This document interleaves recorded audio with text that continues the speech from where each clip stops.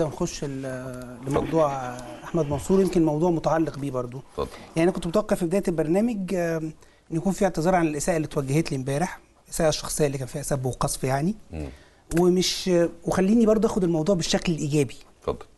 هذا البرنامج ميزته كبرنامج حواري انه برنامج يعتبر من البرامج القليله ان لم يكن الوحيده التي تسمح بان السياسيين يقعدوا مع بعض ويتبادلوا الاراء ويحاولوا يدوا معلومه للمشاهد. برامج السب والقذف والشتيمه والزعيق وماليه كل القنوات الثانيه. وبالتالي من ضمن الحاجات اللي شجعتنا على المشاركه في هذه البرنامج واللي بتسعدنا بالمشاركه فيه، وخصوصا انه بيدير فيه الحوار مفيد. اما انه يتحول البرنامج للسب والقذف فده اعتقد انه ده كان شيء غير لائق ولا يجب ان يكون.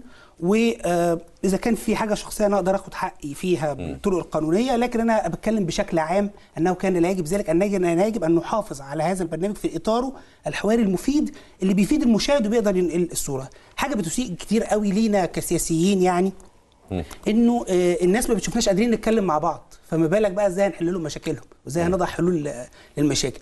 وده بيسيء للاعلام بالمناسبه، انه الاعلام اصبح منابر اللي عباره عن تبادل السب والقذف يعني. كويس. وده ينقلني على موضوع احمد منصور بالمناسبه. طيب قبل احمد منصور بس عشان نقفل القصه اللي فاتت، يعني لعلك استمعت في الحلقه سواء ما اعتبرته سبا او قذفا، بس في النهايه لما انا تدخلت خليت الكلام في سكه الواقعه مش في سكه الشخص. لا بس هو ما كانش كده يا استاذ تامر. حضرتك قلت كده طبعا، لا.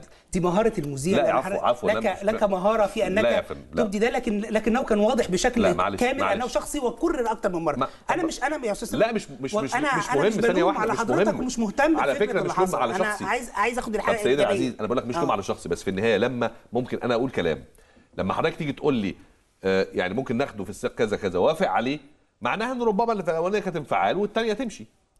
يا فاهمني؟ فلما اقول لك انه مالناش علاقه بالشخص، ولما سالت عشان ما سالته زي حليم انت بتتكلم عن ان الواقعه هي اللي كاذبه مالناش علاقه بالشخص، فقال لي مظبوط خلاص. لا ما كانش يبقى هي نوع من انواع ما كانش كده. بس انا مقدر. لا معلش، انا مش عايز انا لا اريد ان افتح الموضوع ولا اتكلم عن اشخاص. انا بس بتكلم بشكل عام. ماشي. انقل بقى الموضوع احمد منصور. طبعا اللي بيقول احمد منصور لو صح ان هذا البيان الخاص بيه يعني، لانه في الاول وفي الاخر احنا ما سمعناش احمد منصور بيتكلم لو نسب هذا البيان، وخصوصا ان موقع اخوان اونلاين ده يعني هو موقع للشائعات اكتر منه اي حاجه ثانيه في الفتره الحاليه. ده كلام فاضي.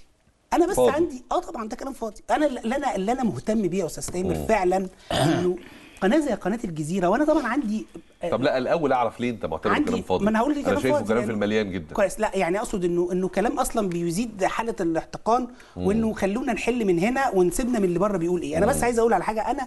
انا عندي مشكله كبيره جدا في فكره انه حد ياخد قناه خارجيه او ياخد منابر اعلاميه خارجيه في الهجوم على